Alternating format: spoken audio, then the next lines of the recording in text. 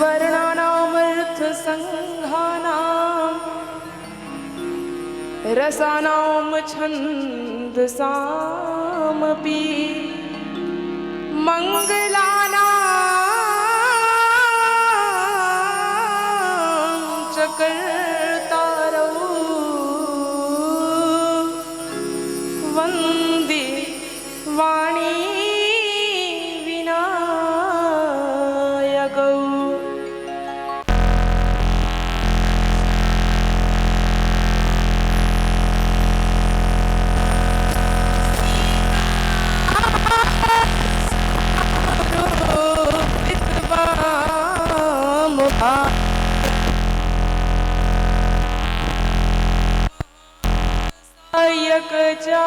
चारुजापं नमामि रामं रघुवंशनाथं।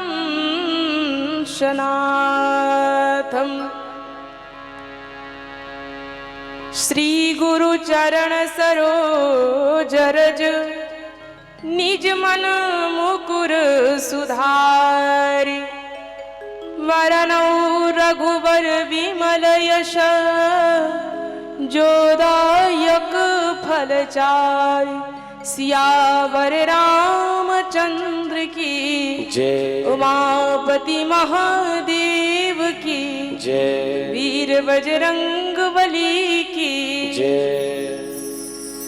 अनंत कोटि ब्रह्मांड नायक सच्चिदानंद आनंद कंद करुणा वरुणालय भगवान श्री राम, अम्बा परम्बा भगवती जगत जननी जगत माता मैया जानकी एवं आंजनीय हनुमंत लाल जी के जुगल पादारविंद में प्रणाम करते हुए भगवान के रसमयी कथा को श्रवण करने के लिए आए हुए विद्वत सज्जन वृंद, शक्ति स्वरूपा भक्ति स्वरूपा माताएं बहनें एवं छोटे प्यारे बच्चों, जिनके तत्वधान में इतना विशाल यज्ञ चल रहा है, ऐसे परम आदरणीय श्री देवाराम शास्त्री जी महाराज,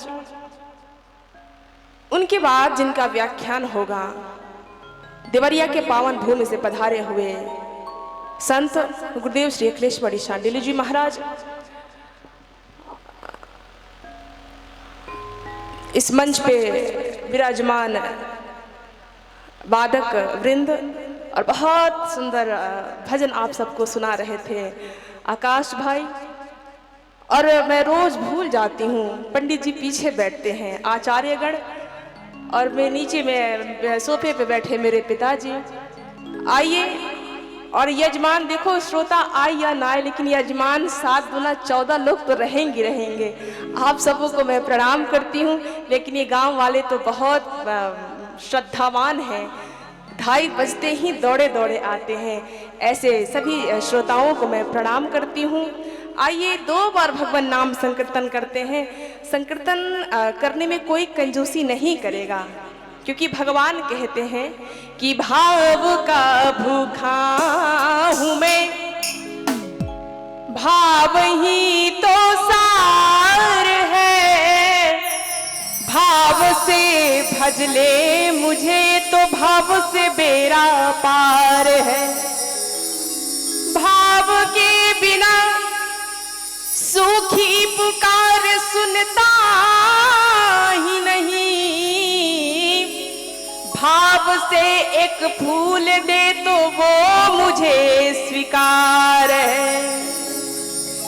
इसलिए भगवान शबरी से कहते हैं कि कह रघुपति सुन भामिनी बाता, मानहु एक भगति करनाता। कह रघुपति, भगवान तो सिर्फ हमारा प्रेम देखता है, हमारे भाव को देखता है, हमारे समर्पण को देखता है। और भगवान श्री कृष्ण कहते हैं श्रीमद् भागवत गीता में कि जो भक्त मुझे जिस भाव में भजता है मैं उसको उसी भाव में भजता हूँ।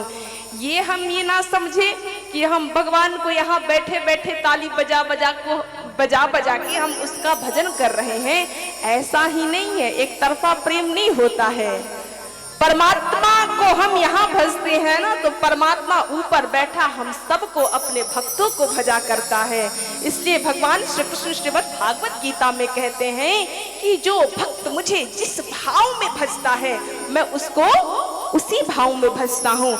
इसलिए दोनों हाथों से ताली बजाएं और गाएं, जय सिया राम, जय जय सिया राम, जय सिया राम, जय जय सिया राम, जय सिया राम, जय जय सिया राम, जय सिया राम, जय जय सिया राम, जय सिया राम, जय जय सिया राम, जय सिया राम, जय जय सिया राम, संकट मोचन कृपा निधान, संकट मोचन कृपा निधान, जय सिया राम, जय सिया राम, जय सिया राम, जय जय सिया राम, जय जय सिया राम, जय जय सिया राम, जय सिया राम, जय जय सिया राम। सियावर रामचंद्र की। कुछ लोग तो गा रहे थे, कुछ लोग बोल ही नहीं रहे थे। और मैं बार बार कह रही हूं ना कि भगवान सिर्फ और सिर्फ हमारे भाव को देखता है। एक बात मुझे याद आ रही कि एक बार एक सेठ जी के घर में चोर घुसा, लेकिन इतने सेठ के घर में ताले पड़े थे कि चोर परेशान हो गया, लेकिन ताला तोड़ नहीं पाया। लेकिन सेठ के घर में जो अस्तबल है ना, उसमें घुस गया। क्योंकि पहले के जमाने में घोड़े ही हमारे काम आते थे, जैसे आज कार काम आ रही है ना, उस समय घोड़े होते थे, हाथी होते थे। तो जो सेठ के घर में सबसे अच्छा जो घोड़ा था ना, जो सबसे मजबूत घोड़ा था, उसी को चुरा कर लेकर आया। और जैसे चुरा कर लेकर आया, बाजार में खड़ा हो गया, बेच दूंगा, पैसा मिल जाएगा। जैसे घोड़े लेके बाजार में खड़ा हुआ, वो चोर ग्राहक आना शुरू कर दिए। एक ग्राहक आता है, चोर से पूछता है, भैया ये घोड़े कितने में दोगे? कहा देखो 80,000 रुपए। कहा 70,000 मेरे पास है। पैसा लो 70,000, मुझे दे दो घोड़े। कहा 80 मतलब 80, एक भी पैसा कम करने वाला नहीं हूं। ग्राहक वापस चला जाता है, दूसरा ग्राहक आता है। दूसरा ग्राहक आके पूछता है, ए भैया ये घोड़े कितने में दोगे? चोर ने कहा 80,000 रुपए। तो उस ग्राहक ने कहा मैं 90 दूंगा, दोगे? अब चोर प्रसन्न हो गया, मांगने से 10,000 ज्यादा मिल रहा है। कहा ले जाओ। कहा देखो लूंगा, लेकिन एक शर्त के साथ ये पैसे दूंगा 90,000। कहा क्या शर्त है? कहा पहले देखूंगा तुम्हारा घोड़ा दौड़ता कैसे है, तुम्हारा घोड़ा चलता कैसे है, उसकी चाल क्या है, उसकी ढाल क्या है, तब जाके तुम्हें 90,000 रुपया दूंगा। चोर प्रसन्न था, मांगने से 10,000 ज्यादा मिल रहा है, ले जाओ ले जाओ। और जैसे वो व्यक्ति घोड़े पे चढ़ा और जैसे गया तो गया, गया तो गया। फिर पहला व्यक्ति जो आता है, ग्राहक बन के आया था, वो कैसे 10,000 रुपए जुगाड़ करके लेके आया था। घोड़ा हमें पसंद है, लेकर आऊंगा। लेकिन देखता है तो घोड़ा वहां नहीं है। तो उस चोर से पूछता है, भैया घोड़े बिक गए क्या? कहा हाँ घोड़ा बिक गया। कहा कैसे? कहा जिस भाव में लाया था उस भाव में, फ्री का लाया था, फोकट में। जिस भाव में लाया था उस भाव में चला गया। इसलिए जय सिया राम, जय जय सिया राम, जय सिया राम, जय जय सिया राम, संकट मोचन कृपा निधान, संकट मोचन कृपा निधान, जय सिया राम, जय जय सिया राम, जय सिया राम, जय जय सिया राम, जय जय सिया राम, जय जय सिया राम, जय जय सिया राम। बोलो सियावर रामचंद्र की। वीर हनुमान जी महाराज की जय। बात भाव पे चल रही है तो मैं बताऊं, भगवान श्री राम पहुंचते हैं शबरी मैया के पास और कहते हैं कि कहा रघुपति सुन भामिनी बाता, मानहु एक भगति करनाता। कह रघुपति, भगवान कहते कि मैं तो सिर्फ और सिर्फ एक प्रेम के रिश्ते को मानता हूं, मैं तो सिर्फ और सिर्फ भक्ति के रिश्ते को ही मानता हूं। लेकिन भगवान श्री राम का संबोधन सुनो, बड़ा अटपटा लगता है। क्या कहती है भगवान श्री राम मैया शबरी को? हे भामिनी, हे गजगामिनी, हे करिवर गामिनी। अब सोचो, आपने सुना होगा कि शबरी मैया की अवस्था कैसी थी। आप एक भजन सुनते होंगे, उसमें आप श्रवण किए होंगे, रामा रामा रटते रटते बीती रे उमरिया। रामा रामा क्या रटते बीती रे उमरिया। रामा रामा रटते रटते बीती रे उमरिया। रामा रटते रटते बीती रे उमरिया। रघुकुल नंदन कब आओगी, रघुकुल नंदन कब आओगी, भिलन की डगरिया। रामा रामा रटते रटते बीती रे उमरिया।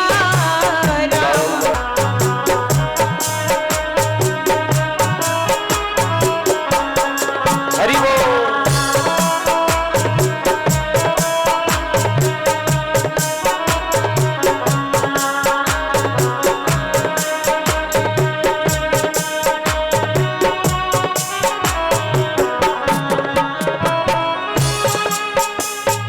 मैं शबरी भिलनी की जाए, भजन भावना जानो रे। मैं शबरी भिलनी की जाए, भजन भावना जानो रे। राम तुम्हारे दर्शन के हित, मन में जीवन पालो रे। पल में जीवन पालो रे, पल में जीवन पालो रे। चरण कमल से निर्मल कर दो दास की झुमरिया। रामा रामा रटते रटते बीती रे उमरिया। रामा रामा रटते रटते बीती रे उमरिया। हारमोनियम में साउंड नहीं दिए ना। बोलो सियावर रामचंद्र की। जय। तो मैं निवेदन कर रही थी, भगवान श्री राम कहते हैं कह रघुपति सुन भामिनी बाता। और भामिनी का मतलब होता है नव युवती। नव युवती होता है, सुंदरी होता है, सुंदर स्त्री को कहा जाता है भामिनी। लेकिन शबरी मैया की अवस्था कैसी है? अभी आप श्रवण कर रहे थे कि समय अवस्था बीत चुकी है, उम्र बीत चुकी है, बाल पक गए हैं, दांत टूट गए हैं, कमर झुक गई है, चेहरे में झाई और झुर्रियां आ गई हैं, आंखों से कम दिखाई पड़ रही है। लेकिन भगवान श्री राम के शब्द तो सुनो, संबोधन तो सुनो, ए भामिनी, ऐसे कह के संबोधन कर रहे हैं। ऐसी अवस्था प्राप्त महिला को कहते हैं, वृद्धा अवस्था को प्राप्त कर गई है शबरी मैया। उसको कह रहे हैं ए सुंदरी, ए भामिनी। ये सुन के बड़ा अटपटा लगता है। तो क्या भगवान सरकार श्री राम व्यंग कर रहे हैं? ऐसी अटपटी बातें क्यों कर रहे हैं एक वृद्धा अवस्था प्राप्त महिला से? सुन के बड़ा अटपटा लग रहा है। क्या भगवान श्री राम झूठ बोल रहे हैं? उसको प्रसन्न करने के लिए झूठी बड़ाई कर रहे हैं? एक बार एक शहर का सबसे बड़ा झूठा इतना झूठ बोलता था कि झूठ बोलने के लिए मशहूर था। तो एक गांव की वृद्धा चल पड़ी कहां, उस झूठे के पास कि आज चल के देखो कितना झूठ बोलता है। तो एक लाठी को ठेंगती हुई बुढ़िया 80 साल की बुढ़िया उसके पास पहुंची, उस झूठे के पास, कि आज चेक करूंगी, आज जांचूंगी कि कितना बड़ा झूठा है। जैसे पहुंचती है तैसे वो झूठा कहता है, आओ माई, तुम्हारे जैसे तो दुनिया में सुंदरी आज तक किसी को देखा ही नहीं। वो महिला प्रसन्न हो गई और प्रसन्न होकर कहती है कि बुरा हो उन लोगों का जो तुम्हें झूठा कहते हैं। उस 80 साल की बुढ़िया को जब वो झूठा व्यक्ति कहते बड़ा सुंदर हो, बहुत सुंदर हो, तो वो बुढ़िया प्रसन्न हो गई। तो क्या आज प्रसन्न करने के लिए भगवान श्री राम शबरी मैया को भामिनी कह रहे हैं? बड़ा अटपटा लग रहा है। लेकिन इसी आरण्य कांड में आप जब देखेंगे, पढ़ेंगे, दर्शन करेंगे, तो एक सुंदरी नहीं बल्कि परम सुंदरी बन के आती है। इतनी सुंदर बन के आती है और भगवान श्री राम के सन्मुख पहुंच जाती है। नाम क्या है? शूर्पणखा। सुंदर नहीं, परम सुंदरी बन के परमात्मा के सम्मुख पहुंच जाती है। जैसे भगवान श्री राम को देखती है ना, तो मन में राम के प्रति आकर्षण उत्पन्न होता है, मन में व्याकुलता उत्पन्न होती है। तब सोचती है कि मैं राम के समक्ष जाके विवाह का प्रस्ताव रख दूं। लेकिन मन में एक छोटी सी बात चुभ रही है, क्या कि अगर मैं राम के समक्ष जाके विवाह का प्रस्ताव रखती हूँ तो क्या इस स्वरूप में मुझे राम अपनाएंगे? तो बार बार विचार करती है, नहीं नहीं, इस स्वरूप में मुझे राम स्वीकार नहीं करेंगे। इसलिए किया क्या, कहा कि रुचिर रूप धरि प्रभु पहिया, रुचिर रूप प्रभु रुचिर रूप धरि प्रभु पहिया, रुचिर रूप बोली वचन बहुत मुस्काई, बोली वचन बहुत मुस्काई। जो है उससे अलग बन गई, रुचिर रूप धरी माया के बल से इतनी सुंदर बन गई, इतनी सुंदर बन गई। और जाके भगवान श्री राम के सन्मुख जाके कहती है, उनके समक्ष जाके कहती है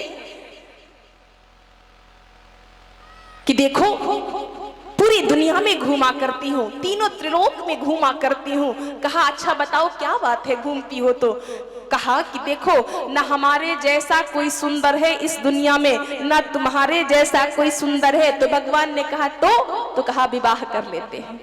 कि तो सम पुरुष नमो सम नारी, सम पुरुष नमो सम नारी, तो सम पुरुष नमो सम नारी, तो सम पुरुष नमो सम नारी। यह संजोग विधि रचा विचारी, यह संजोग रचा विचारी, यह संजोग विधि रचा विचारी। का देखो ना तुम्हारे समान कोई पुरुष है इस दुनिया में, ना हमारे समान कोई स्त्री है। भगवान ने कहा तो कहा विवाह कर लेते हैं। कहा विधाता ने ही हमारी और तुम्हारी जोड़ी बनाकर भेजा है। लेकिन विवाह कौन पूछे, नाक कान कट गए। और देखो जब दो व्यक्ति आपस में बात करता है ना, तो हम एक दूसरे का मुख देख के बात करते हैं। लेकिन इस सुंदरी का मुख भगवान श्री राम ने देखा तक नहीं देखा। जब हम दो लोगों से बात करते हैं तो एक दूसरे को देख के बात करते हैं, लेकिन राम देख नहीं रहे हैं। प्रमाण सीत ही चिताई कही प्रभु बाता। एक सुंदरी जो नहीं है उसको सुंदरी सुंदरी कह के संबोधन कर रहे हैं, लेकिन राम के समक्ष जाके कहती है विवाह कर लो। तो सम पुरुष नमो सम नारी,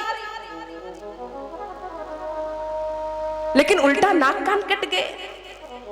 और भक्तों की दृष्टि में से अगर देखा जाए तो भगवान को सुंदर कह रही है, भगवान के प्रति आकर्षण उत्पन्न होता है, ये भक्तों की नजर में गलत बात नहीं है। सुपर्णखा भगवान को चाह रही, ये चाह में गलत नहीं है, तो फिर नाक कान क्यों कटे? तो कहा जाता है कि चाह तो सही थी लेकिन राह गलत थी। चाह तो दोनों भाई बहन दोनों की सही थी। सुपर्णखा ने भगवान श्री राम को चाहा, हम सब राम को चाहते हैं, इसमें कोई गलत बात नहीं है। रावण भक्ति मां भगवती सीता को चाहा था, तो भक्ति की चाह गलत बात नहीं है, लेकिन चाह तो दोनों भाई बहन की अच्छी थी, लेकिन राह गलत है। चाह अच्छी है लेकिन राह गलत है। कहा कैसे? सुपर्णखा यहाँ समझ रही है कि बाहरी सौंदर्य को राम देखकर प्रसन्न हो जाएगा, मुझे अपना लेगा, लेकिन परमात्मा हमारे इस बाहरी स्वरूप को नहीं देखता। परमात्मा तो हमारे अंतःकरण को देखता है। हम अंतःकरण से कितने सुंदर हैं, हमारे गाल को थोड़ी देखता है कि कितने सुंदर है, वो तो हमारी चाल को देखता है, वो हमारे चरित्र को देखता है। सुपर्णखा को लगा कि जितना सुंदर बन के जाऊंगी उतना जल्दी राम अपना लेंगे, लेकिन राम के साथ शर्त है, राम हमारे बाहरी स्वरूप को नहीं देखता, हमारे सुंदरता ऊपरी सुंदरता को सुंदरता नहीं मानता, राम हमारे अंतःकरण को देखता है। हम अंतःकरण से कितने सुंदर हैं, हमारा हृदय कैसा है, परमात्मा तो हमारे अंतःकरण को देखता है।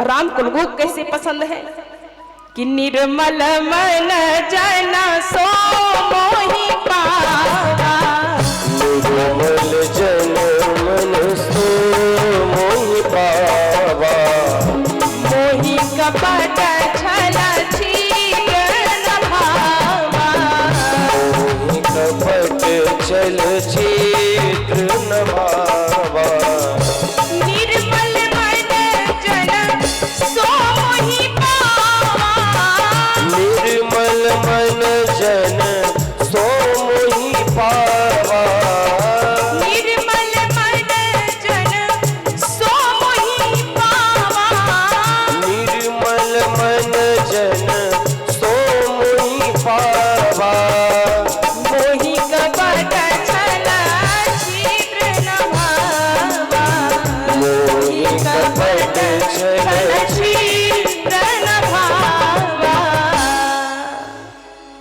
ठीक इसी प्रकार मां भगवती शबरी जो है ना, ऊपर से भले ही कुरूप है, लेकिन अंतःकरण उनका पवित्र है, अंतःकरण निर्मल है, अंतःकरण में भक्ति मां विराजमान है। इसलिए ऊपर से भले ही कुरूप है और ऊपर से सुपर्णखा भले ही सुंदर है, लेकिन उसके नाक कान कट क्यों गए? भगवान को चाहने में नाक कान कोई कटाता है या कटता है? चाह तो सही थी लेकिन राह गलत है। जो है वो बन के नहीं आई, बनावटी रूप वेश धारण करके आई। और रावण भी जो था वो सम्मुख जाके नहीं गया मां भगवती सीता के पास, बनावटी रूप साधु का वेश धारण करके गया। तो दोनों की चाह सही थी लेकिन राह गलत थी, यानी छल कपट वेश धारण करके पहुंचे भगवान के सम्मुख और भक्ति के सम्मुख। इसलिए राह कहा जाता है, चाह सही है राह गलत है। भगवान स्वयं कहते हैं कि मुझे निर्मल लोग पसंद है, निर्मल मन जन सो मोहि पावा, मोहि कपट छल छिद्र न भावा। उसी प्रकार आज सुपर्णखा ऊपर से सुंदर लेकिन अंतःकरण से अच्छी नहीं है, और मां भगवती भक्तिमती शबरी ऊपर से कुरूप है, अंतःकरण से निर्मल है। इसलिए आज भगवान श्री राम कहते हैं, कह रघुपति सुन भामिनी बाता, मानहु एक भगति करनाता, कह रघुपति। अंतःकरण से निर्मल है, और भक्तिमती शबरी अंतःकरण से निर्मल कैसे हुई?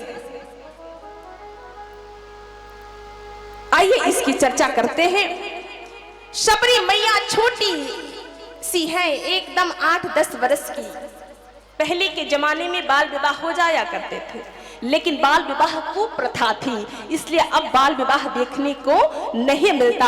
अगर बाल विवाह है तो आज भी वो सही बात नहीं है। तो शबरी मैया का विवाह हो रहा था, और शबरी मैया का जैसे विवाह हो रहा था ना, कल बारात आने वाली है, और आज से ही बहुत सारे पशु पक्षी दरवाजे पर बंधे हुए हैं, खूंटे से बंधे हुए हैं। शबरी मैया छोटी सी अवस्था है उसकी, माँ उनकी बालों में कंघी कर रही है। तो शबरी मैया ने अपनी माँ से पूछा, माँ दरवाजे पे इतने पशु पक्षी क्यों बंधे हुए हैं? तो शबरी मैया के मैया ने कहा, बिटिया कल तुम्हारा विवाह होने वाला है, तुम्हें नहीं पता ये बाराती आएंगे ना, तो उनको सबको मांस का भोज कराया जाएगा, मांस खिलाया जाएगा तुम्हारे बारातियों को। जैसे सुना शबरी मैया द्रवित हो गई, आंखों से आंसू आने लगे, रोने लगी। कहा, छोड़ छोड़ मैया, मैं मांग ना संवारूंगी। और कहा कि एक विवाह के लिए इन सारे पशुओं के, कितने पशुओं के जोड़े बिछड़ जाएंगे, कितने पशुओं की मां मारी जाएंगी, किसी पशु के पिता मारा जाएगा, किसी का पति मारा जाएगा। इस प्रकार से सारे पशुओं के जोड़े बिछड़ जाएंगे, इसलिए ऐसा विवाह मैं नहीं करूंगी। और जैसे रात्रि हुई ना, सारे पशु पक्षियों को मुक्त कर दिया, बंधन से मुक्त करके और भगा दिया सारे पशु पक्षियों को। तो मानो सारे पशु पक्षी कह रहे थे, ए शबरी, जैसे तूने मुझे मुक्त किया है ना, उसी प्रकार तुझे मुक्त एक दिन परमात्मा करेगा। सारे पशु पक्षी भागते हुए माँ शबरी को आशीर्वाद दिया, तुम्हें मुक्त करने एक दिन परम पति तुम्हारे दरवाजे पर आएगा। और हमारी शादी विवाह जब होता है ना, तो आजकल नए फैशन में एक फोन आ रहा है, ऐसा करो कि 10-12 लोगों के लिए स्पेशल व्यवस्था हो जानी चाहिए। स्पेशल व्यवस्था की मांग हो रही है, लेकिन बाहर शबरी यही स्पेशल व्यवस्था, यही मांसाहार के लिए अपने जीवन में कुंवारी रहना पसंद किया, लेकिन वैसा विवाह करना नहीं पसंद करी। छोड़ दी घर को, और उसी रात को, अर्धरात्रि को ही शबरी जंगल की ओर भाग गई कि ऐसा विवाह नहीं करना जिसमें सारे पशु पक्षियों की हत्या हो, उनकी जोड़ी बर्बाद हो। एक जोड़ी बनाने के लिए ऐसा विवाह नहीं करूंगी। और रात्रि को भाग गई जंगल की ओर। भागते भागते पीछे भी घूम के देख रही हैं, कहीं मेरे पिता मुझे खुजवाने के लिए किसी को भेज दिए, अगर मैं पकड़ी गई तो फिर मेरा विवाह हो जाएगा। इसलिए तेजी से भाग रही हैं, तेजी से दौड़ लगा रही हैं। लेकिन आज दौड़ते दौड़ते एक पत्थर की पटिया पे चोट लगी और शबरी मैया गिर गई। और जैसे गिरी ना, सर फट गया, सर फट गया, खून से लथपथ अर्धचेता अवस्था में पड़ी शबरी। लेकिन गिरी कहां? एक संत के कुटिया के पास, जहां संत का कुटिया है।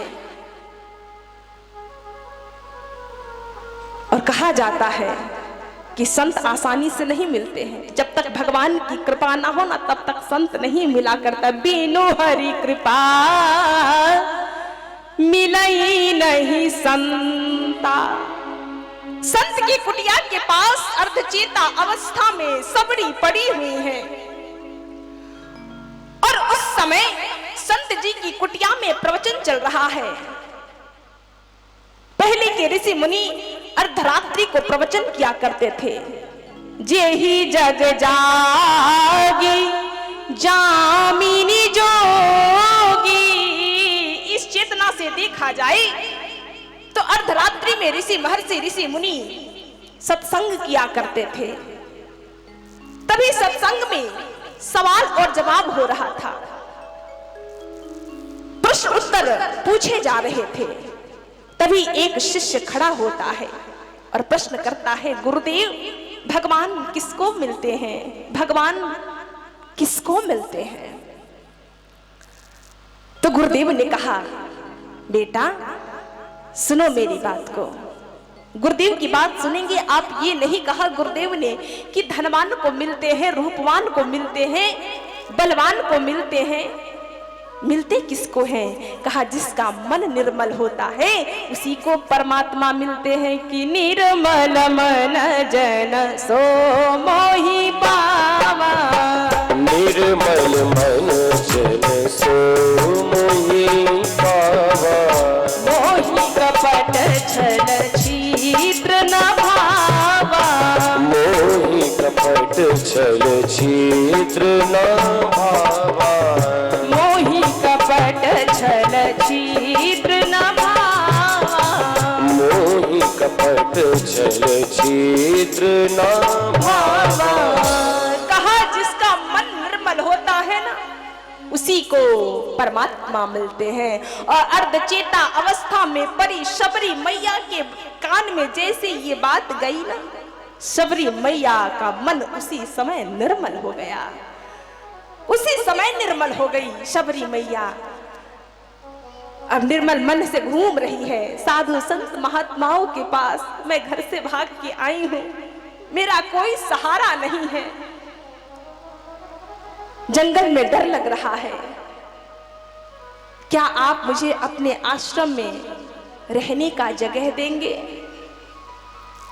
कोई आज शबरी मैया को अपने आश्रम में पांव रखने नहीं देता। अरे भीलनी, हमारे आश्रम में रहोगे, चलो जाओ यहां से निकलो। कोई अपने आश्रम में पांव नहीं रखने देता। लेकिन आश्चर्य की बात है उस भीलनी के घर में, उस शबरी के घर में एक दिन परमात्मा पांव रखते हैं। कि शबरी के आश्रम पगुधारा, उसी शबरी मैया के आश्रम में एक दिन भगवान श्री राम पांव को रखते हैं। तो शबरी मैया करती क्या है? शबरी मैया को इतना सबने तिरस्कार किया कि शबरी मैया का जो मन है ना वो गिर गया है। अपने को जाति कुल धर्म से अपने को नीच मानती है, लेकिन मन में सेवा का भाव है, मैं सेवा करना चाहती हूँ। करती क्या है? रात को लकड़ी को, दिन भर लकड़ी काटती है और काट के बोझ बनाती है, और उस बोझे को बनाकर जाके ऋषि महर्षि के आश्रम में चुपके से रख आती है। रास्ते को साफ किया करती है, वृक्ष का रोपण किया करती है, पेड़ पौधे लगाया करती है। एक दिन इस सेवा को देखकर मतंग मुनि बहुत प्रसन्न हो गए। अपने शिष्यों से बात करने लगे, अच्छा एक बात बताओ, इस सेवा का कार्य कौन करता है? इस सेवा करता कौन है? तो शिष्यों ने बताया कि हमें भी नहीं मालूम गुरुदेव। तो एक दिन शिष्यों से कहते हैं मतंग मुनि कि पता करो कि आखिर कौन है। सेवा तो दिखाई पड़ती है लेकिन सेवक दिखाई नहीं पड़ता। अपने आप को छुपा के सेवा का कार्य करती है। और हम दुनिया वालों की ये मतलब बात हमारे अंदर होती है ना कि हम सेवा कर रहे हैं तो हमारा नाम हो, हमारा यश हो, हमारा कीर्ति फैले। और हम ही नहीं, हम तो साधारण लोग हैं। बड़े बड़े महापुरुषों में भी बात आती है कि हम जो कर रहे हैं, हम सेवा का काम कर रहे हैं तो हमें यश मिले, हमें कीर्ति मिले, हमें बड़ाई मिले। तभी तो बाबा तुलसी कहते हैं कि कंचन तजनो सहज है, सहज त्रिया कोने, मान बड़ाई ईर्ष्या तीनों दुर्लभ बड़े बड़े संत महात्माओं में भी ये बात आती है, बड़े बड़े महापुरुषों में भी ये बात रहती है। एक छोटी सी इच्छा रहती है कि हम जो सेवा का कार्य करते हैं ना, हमें इस दुनिया में यश मिले, हमें बड़ाई मिले, हमारा कीर्ति हो, हमारा नाम हो। लेकिन यहाँ शबरी मैया सेवा तो कर रही है लेकिन स्वयं को छुपा के सेवा कर रही है। स्वयं को छुपा के सेवा कर रही है, और ऐसा नहीं, यह कृतज्ञ भाव से सेवा कर रही है। ऐसा नहीं कि जो दुनिया में अपने सर को झुका के निस्वार्थ भाव से सेवा करते हैं, सेवा के बदले कुछ चाहता नहीं है, उसको कुछ नहीं मिलता है, ऐसा नहीं है। भले ही ये सेवा आप निस्वार्थ भाव से कर रहे हैं तो दुनिया की 2 कौड़ी की यश, बड़ाई, कीर्ति, नाम मिले या ना मिले, लेकिन जो इस दुनिया में सेवा का कार्य निस्वार्थ भाव से करता है ना, उसको यश बड़ाई मिले ना मिले, उसे परमात्मा अवश्य मिल जाते हैं, उसे परमात्मा अवश्य मिल जाते हैं। इस सबरी मैया के प्रसंग से हम सबको यही संदेश मिलता है कि जो सेवा अपने आप को छुपा कर करेगा ना, जो निष्काम भाव से सेवा करेगा ना, इस दुनिया में जो कृतज्ञ होकर सेवा करेगा ना, उसे इस दुनिया की 2 कौड़ी का यश और बड़ाई मिले ना मिले, उसे परमात्मा अवश्य मिल जाता है। जो सेवा का कार्य करता है, जो सेवा का कार्य करता है ना, उसको भगवान को खोजने की आवश्यकता नहीं पड़ती। भगवान उसको खोजते खोजते उसके दरवाजे पर एक दिन आ जाते हैं। बात जब निस्वार्थ भाव से जब सेवा करोगे, और सबरी मैया के दरवाजे पर एक दिन परमात्मा को आना पड़ा सेवा को देखते हुए। आज सबरी मैया, मैं निवेदन कर रही हूं कि सेवा का कार्य कर रही हैं, लेकिन अपने आप को छुपा के कर रही हैं। लेकिन मतंग मुनि ने कहा कि देखो, सेवक दिखाई दे रहा है, सेवा तो दिखाई दे रहा है, दिखाई पड़ रही है, लेकिन सेवक नहीं दिख रहा है। इसलिए पता करो आखिर ये सेवा का कार्य कौन करता है। एक दिन सबरी मैया को पकड़ के लाते हैं उनके शिष्य, और जैसे उनके शिष्य पकड़ के लाते हैं, सबरी मैया आज थर थर कांप रही है कि आज ये संत मुझे श्राप देंगे, चाहे कुछ दंड देंगे, क्योंकि मैं इनसे बिना पूछे मैं सेवा का कार्य करती हूँ। इनके आश्रम में लकड़ी देने का काम करती हूँ, इनके आश्रम में जब बच्चे सोए रहते हैं तभी झाड़ू लगाने का काम कर देती हूँ। आज लगता है मुझे श्राप मिलना है, या दंड तो अवश्य मिलेगा। लेकिन जैसे सबरी मैया को मतंग मुनि ने देखा,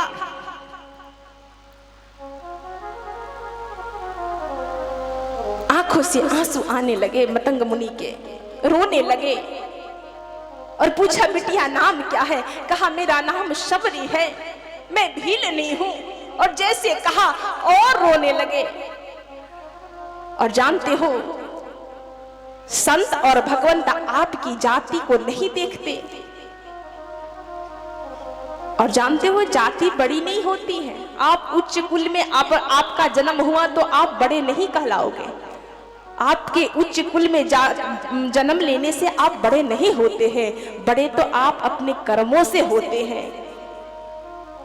आप भले ही उच्च कुल में जन्म हो और काम नीच के कर रहे हो, नीच का कार्य कर रहे हो,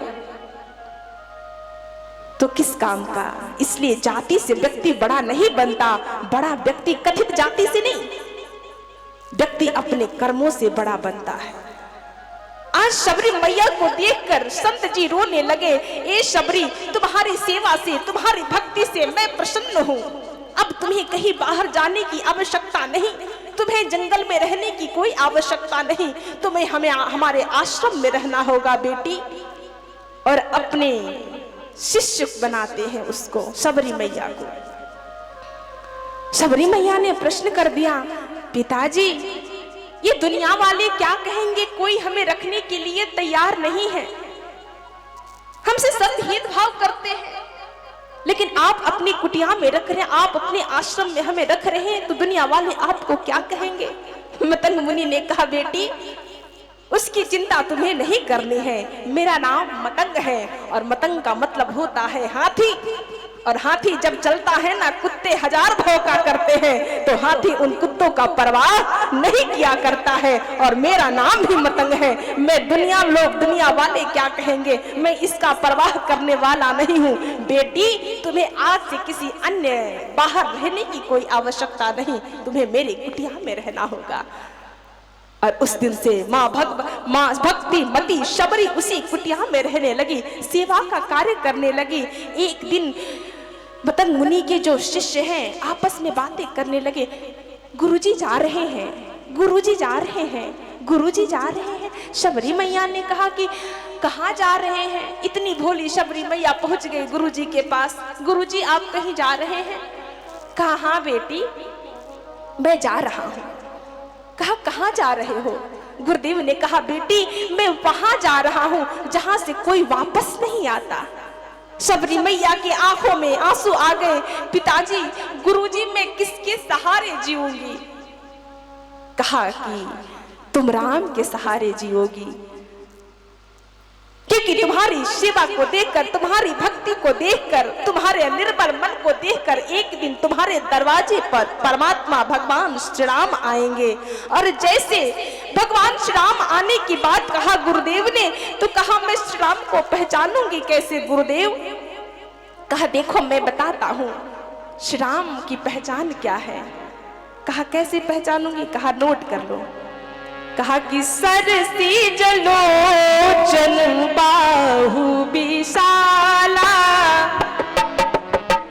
लोचन बाहु विचारा, सरसी जलोचन बाहु विशाला, सरसी लोचन बाहु विशाला, जटा मुकुट सिर गले बनमाला, जटा मुकुट सिर गले बनमाला, सरसिज लोचन बाहु विशाला, जटा मुकुट सिर गले बनमाला। राम जय राम, जय जय राम, श्री राम जय राम, जय जय राम। कहा कि सरसिज लोचन बाहु विशाला, कहा कि देखो जिनकी भुजाएं विशाल हो, जिनके माथे पे मुकुट हो, जटा मुकुट हो, गले में वरमाला हो। दो भाई आएंगे, एक सांवला होगा, एक गोरा होगा, समझ लेना वही राम और लक्ष्मण है। और तुम्हारी सेवा को देखकर स्वयं परमात्मा तुम्हारे दर पे आएंगे।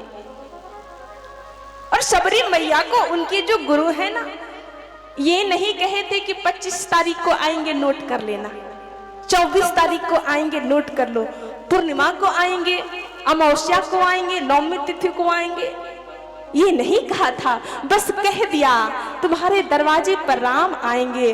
और उस दिन से शबरी मैया राम के आने की प्रतीक्षा करने लगी, कहीं आज ही मेरे राम आ जाए। रोज अपने घर में सफाई करती हैं, रोज फूलों को बिछाती हैं, रोज बेर चुन चुन के रखती हैं, रोज आसन लगाती हैं, कहीं आज ही मेरे राम आ जाए।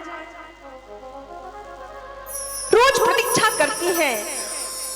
और हमारे वहां गाते हैं भोजपुरी में कि लामी लामी के सिया सबरी डगर बहारे हो प्रेम के बस में, एक दिन आई है भगवान हो प्रेम के बस में, एक दिन आई है भगवान हो प्रेम के बस में।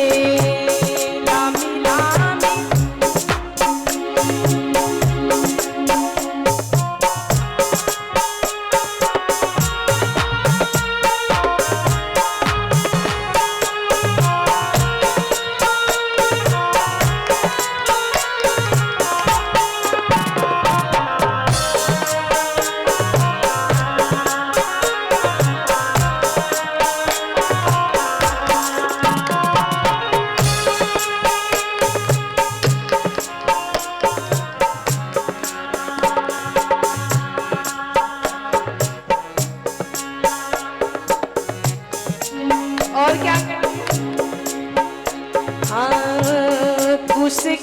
चटैया सबरी, उसके चटैया सबरी, आसन लगावे हो प्रेम के बस में।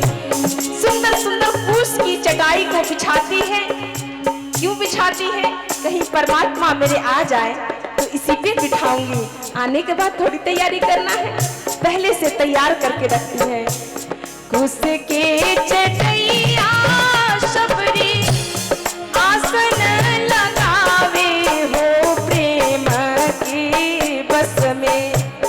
उसके चटैया सबरी, झाड़ के बिछावे हो प्रेम के बस में।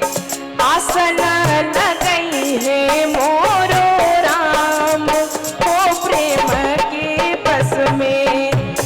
आसन लगई है मोर राम हो प्रेम के बस में। आसन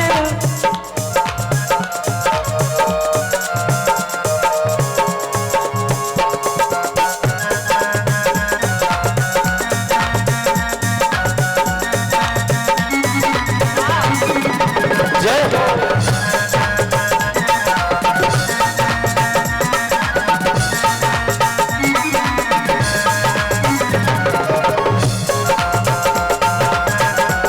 हरि बोल।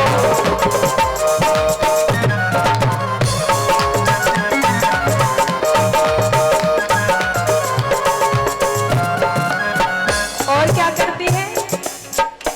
लोढ़ी लोरी, फूल को चुन चुन के लाती है और रास्ते पे बिछाती है। कहीं मेरे राम आ जाए तो कहीं उनके पाँव में कुछ चुभ ना जाए। मेरे भगवान के पाँव में कुछ चुभ जाए ना तो दिक्कत हो जाएगी। इसलिए राहों पे फूल बिछाया करती है। फूल लोढ़ी लोढ़ी, डागर सजावे हो प्रेम के बस में। फूल लोढ़ी लोढ़ी, डागर सजावे हो प्रेम के बस में। एही रहिया आई है भगवान हो प्रेम के बस में। एही रहिया आई है भगवान हो प्रेम के बस में। लामी लामी के सिया सबरी, डगर बहारे हो प्रेम के बस में। एही रहिया आई है भगवान हो प्रेम के बस में।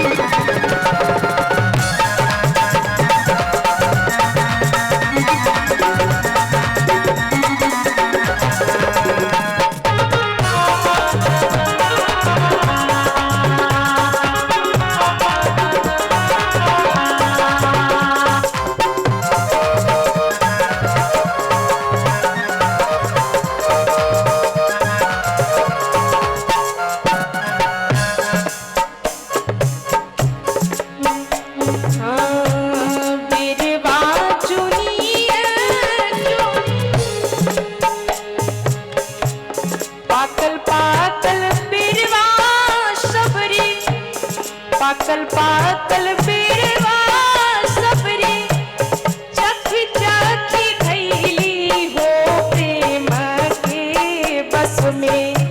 पका पका हुआ बेर और चख चख के रख रही है, कहीं मेरे राम खट्टा बेर ना खा ले। इसलिए पहले ही कितना मीठा है, जितना मीठा हो सके मेरे प्रभु श्री राम उसी बेर को खाएं, इसलिए चख चख के रख रही है बेर को। बेरवा पाकल पाकल बेरवा सबरी, चखी चखी थैली हो प्रेम के बस में।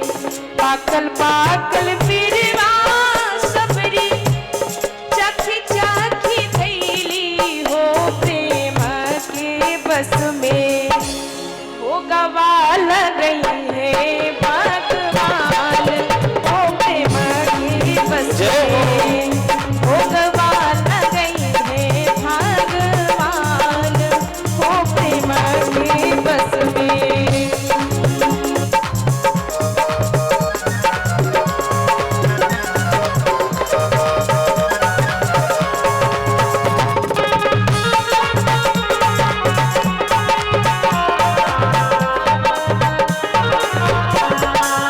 हरि बोल।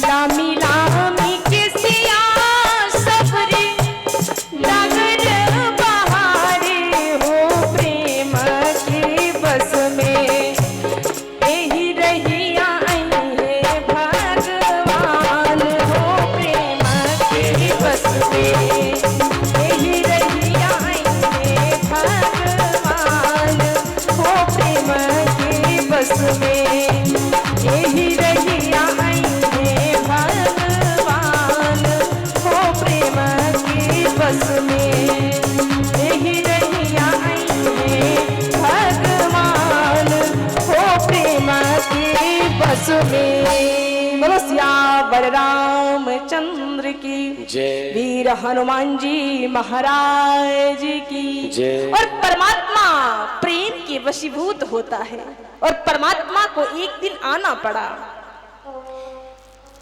एक बार एक संत से किसी ने पूछा कि परमात्मा वन को क्यों गए, तो किसी ने कहा कि रावण को मारने के लिए। तो संत जी ने कहा अगर रावण को मारना ही होता ना तो भगवान श्री राम के साथ चतुरंगिनी सेना साथ होती, कि 10 कंध कुमारन को चतुरंगिनी, शक्तिमती नृपता होती खासी। अगर रावण को मारना होता ना तो भगवान श्री राम के पीछे चतुरंगिनी सेना साथ में जाती, तब रावण का वध होता। तो किसी ने कहा कि लगता है कि अगर रावण को मारने के लिए नहीं गए तो ऋषियों मुनियों को सत्कार करने के लिए गए थे प्रभु श्री राम। तो कहा कि ये भी बात सत्य नहीं है, क्योंकि ऋषि मुनि को अगर स्वागत करना था, आदर करना था, तो भगवान श्री राम एक बहुत बढ़िया विशाल यज्ञ करवा लेते अयोध्या में, और अयोध्या में विशाल यज्ञ करवा के सभी साधु संत महात्माओं को बुला लेते और यज्ञ करवाते, साधु संत महात्माओं का सत्कार कर देते, आदर कर देते। कि ऋषियों मुनि के सत्कारन को बहुयज्ञ विधान होते सुख राशि। कि राखते बंधु भरत को वंशी, फिर जाते राम प्रजा के सुपासी। लेकिन जाने का कारण तो एक ही है। संत जी ने कहा क्या कहा कि सबरी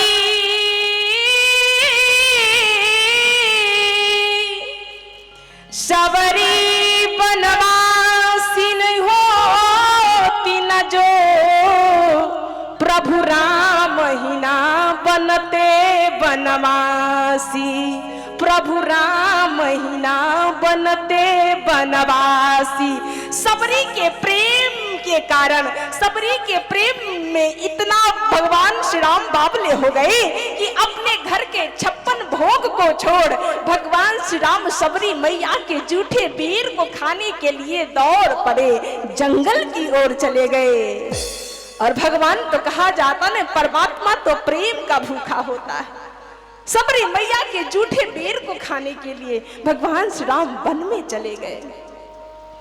और हमारे देश की माताएं इतनी प्रेममय ममतामयी, इतनी प्रेम ममता समता श्रद्धा वात्सल्य इनके अंदर है ना कि ऊपर बैठा परमात्मा भी नीचे आने के लिए विवश हो जाता है। कल मैं चर्चा कर रही थी कि ऊपर बैठा परमात्मा भी इनकी भक्ति को देखकर, इनकी ममता को देखकर, इनके प्रेम पूर्ण होने के कारण ऊपर बैठा परमात्मा भी नीचे आने के लिए विवश हो जाता है कि सो अज प्रेम भगति बसा कौशल्या के गोद। आज वही प्रेम के कारण परमात्मा अपने 56 भोग को छोड़ आज शबरी मैया की कुटीर में आने के लिए विवश हो गए। अच्छा देखो, शबरी मैया के जीवन में अगर देखा जाए ना तो बहुत पूजा पाठ का स्थान नहीं है। अब ये मत करना कि तुम पूजा पाठ मत करना, बहुत पूजा पाठ नहीं करती थी, घंटों नाक दबा के नहीं बैठा करती थी, कोई जग नहीं करती, योग नहीं करती, तप नहीं करती, बस इतना ही करती है कि जिस रास्ते से पानी भरने के लिए, स्नान करने के लिए, जल लाने के लिए छोटे छोटे बच्चे, साधु संत महात्मा बस जिस जलाशय की ओर जाया करते थे, जिस नदी की ओर जाया करते थे, बस उस रास्ते को साफ किया करती थी ताकि उनके पैरों में कहीं कंकर ना चुभ जाए, कहीं कांटे ना चुभ जाए, कहीं कोई दुख तकलीफ पीड़ा ना हो। बस इतना ही किया करती थी, सेवा का कार्य किया करते थे और भगवान का मौन इंतजार करती थी। शबरी मैया के जीवन में देखा जाए तो प्रेम का आग्रह है, इंतजार की वेदना है, लेकिन कोई शर्त नहीं है कि तुम मुझे मिल जाओ तो इससे कोई बेहतर बात नहीं होगी, लेकिन तुम ना भी मिलो प्रभु तो हमें मंजूर है। प्रेम है लेकिन बेशर्त प्रेम है, कोई शर्त नहीं है प्रेम में। और एक दिन भगवान को शबरी के घर आना पड़ा और राम जी खोजते खोजते खोजते खोजते वन में भटकते भटकते एक दिन शबरी मैया के दरवाजे पर पहुंच गए।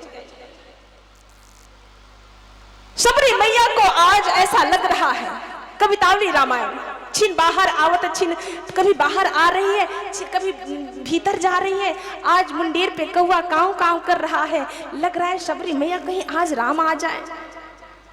और हुआ ये, वही राम जी आए, लेकिन राम जी को जैसे देखा शबरी मैया वहीं खड़ी रही। कहीं राम मुझे अपनाएंगे कि नहीं, इस बात का डर है, क्योंकि साधु संत महात्माओं ने तो हमें एकदम बहुत तिरस्कार किया, मेरे साथ भेदभाव किया। अरे पगली, तुम्हारे यहाँ राम आएंगे, चल चल तुम्हारे वहां आने वाले नहीं हैं। ये बात सुन सुन के शबरी मैया परेशान है, क्या राम मेरे वहां आएंगे? और जैसे राम को देखा पहचान गई, लेकिन मन में एक छोटी सी शंका है, क्या राम मुझे अपनाएंगे? शबरी मैया देखते हुए बाहर नहीं आ रही है, लेकिन राम जी कहते आ रहे हैं, कहाँ है मेरी शबरी मैया? मुझे उसको देखने के लिए मेरे नयन तरस रहे हैं, मेरे नेत्र तरस रहे हैं। और जैसे शबरी मैया ने देखा, आके पांवों पर गिर गई। और जानते हो शंका किस बात की हो रही थी कि राम मुझे अपनाएंगे कि नहीं? ये सोचते हुए वो बात याद आ गई कि एक बार शबरी मैया रास्ते को साफ कर रही थी, झाड़ू लगाने का काम करती है ना, मार्ग को साफ करती है। साफ करते करते, क्योंकि अर्धरात्रि में वो सब सफाई का काम कर लेती थी, एक दिन देर हो गई। और देर हो गई, उसी रास्ते से साधु संत महात्मा स्नान करने के लिए जलाशय की ओर, नदी की ओर जाने लगे। तभी शबरी मैया झाड़ू लगाते हुए थोड़ा स्पर्श कर गई।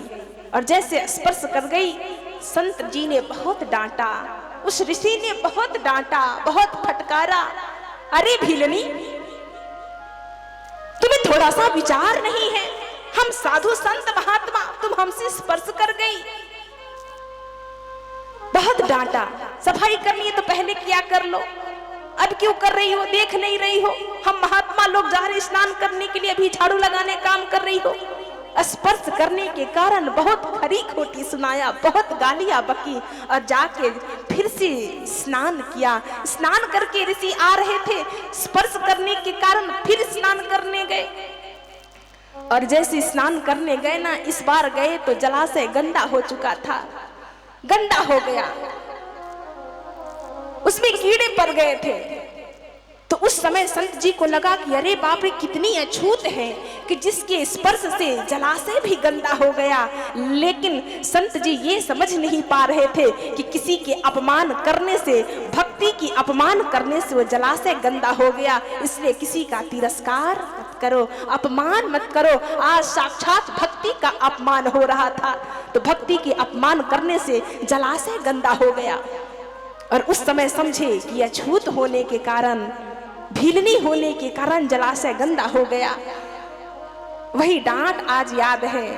लेकिन राम जी ने जैसे बुलाया, दौड़ के गई आज भक्तिमती शबरी, और जैसे गई ना, आज जल की कोई आवश्यकता नहीं, अपने आंसू से ही भगवान के दोनों चरणों को धो दिया।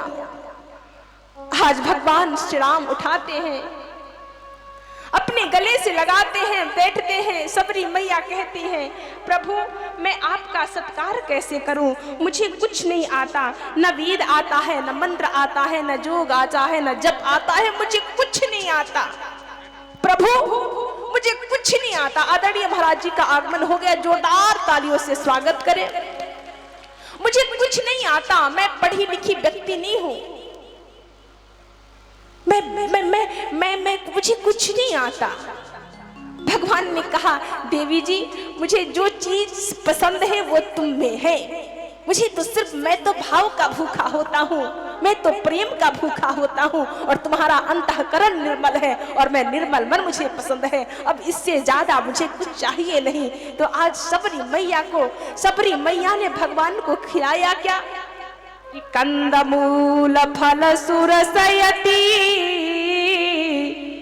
दिए राम कहुआन, प्रेम सहित प्रभु खाए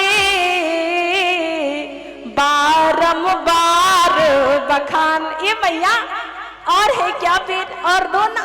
उस जूठे पेड़ को परमात्मा आज सराहना करके खा रहे हैं। तुम्हारे बेर जितने मीठे हैं ना, आज तक कभी बेर को खाया ही नहीं था इतना मीठा। आज भगवान श्री राम प्रसन्न हो गए। भक्तिमती शबरी की भक्ति को देखकर, प्रेम को देखकर, सेवा को देखकर आज शबरी मैया को नवदा भक्ति बताते हैं। लेकिन मेरा समय यही समाप्त हो रहा है, इसलिए इस भक्तिमती शबरी के प्रसंग से हम सबको यही संदेश मिलता है कि जो सेवा का कार्य करेगा, जो निस्वार्थ भाव से सेवा का कार्य करता है ना, उसे परमात्मा को खोजना नहीं पड़ता। एक दिन परमात्मा खोजते खोजते जो सेवा करता है उसके दरवाजे पर आ जाते हैं। इसी के साथ 2 बार भगवान नाम संकीर्तन करते हैं। जय सिया राम, जय जय सिया राम, जय सिया राम, जय जय सिया राम, जय सिया राम, जय जय सिया राम, जय सिया राम, जय जय सिया राम, जय जय सिया राम, जय जय सिया राम, जय जय सिया राम। बोलो सियावर रामचंद्र की। एक बात और निवेदन कर दूं कि जब प्रभु श्री राम शबरी मैया के पास आए ना, तो अभी साधु संत महात्मा जितने जंगल में हैं सब जान गए कि अरे उस पगली के पास आज प्रभु श्री राम पहुंच गए। कोई दूध पे बैठा हुआ है प्रभु को पाने के लिए, कोई दूधाहारी है, कोई फलाहारी है, कोई शाकाहारी है, कोई हवा पे पी के बैठा हुआ है परमात्मा को देखने के लिए, उनका दर्शन पाने के लिए। परमात्मा उनके पास नहीं गए, पहले शबरी मैया के पास गए। और जानते हो, कहा जाता है कि जितने प्रभु श्री राम जंगल में साधु संत महात्माओं से नहीं मिल पाए थे ना, वही सब गोप गोपी बन के आए हैं। तो उस समय दर्शन दिया, लेकिन पहले शबरी मैया के घर गए। और जैसे शबरी मैया के घर गए ना, सभी संत महात्मा दौड़े दौड़े शबरी मैया के आश्रम में आए। राम, कहा क्या है? कहा कि मेरे साथ, हम सबके साथ एक समस्या है। कहा क्या समस्या है? जलाशय गंदा है, उसमें कीड़े पड़े हुए हैं, कैसे साफ होंगे? आप पवित्र कर दो। राम जी समझ गए कि पवित्र कैसे हो सकता है, तो कहा आप दूधाहारी है, फलाहारी, शाकाहारी है, चलो आप सब कार्य करो, ठीक हो जाएगा। तो एक एक करके पहले दूधाहारी जो दूध आहार लेता था वो साफ करने की कोशिश किया, कुछ नहीं हुआ। फलाहारी बाबा गए जल को पवित्र करने के लिए, पवित्र नहीं हुआ। कोई हवा पी के बैठा हुआ है, वो गए जल को स्पर्श किए, पवित्र नहीं हुआ, साफ नहीं हुआ। भगवान श्री राम स्वयं उस जल में गए, लेकिन जल पवित्र नहीं हुआ। राम जी ने कहा सबरी मैया इस जल को तुम स्पर्श कर दो, क्योंकि तुम्हारे ही अपमान के कारण ये जल अपवित्र हुआ है। और जैसे सबरी मैया ने जल को स्पर्श किया और जल एकदम पवित्र हो गया। इसलिए भगवान राम ने साधु संतों को फटकारते हुए कहा, डांटा कि भक्तिमती का अपमान करने की वजह से तुम्हारा जल गंदा हो गया था, ये जलाशय गंदा हुआ था। इसलिए सबरी मैया का आज सब जय जयकार कर रहे हैं। बोलो सबरी मैया की जय। श्याम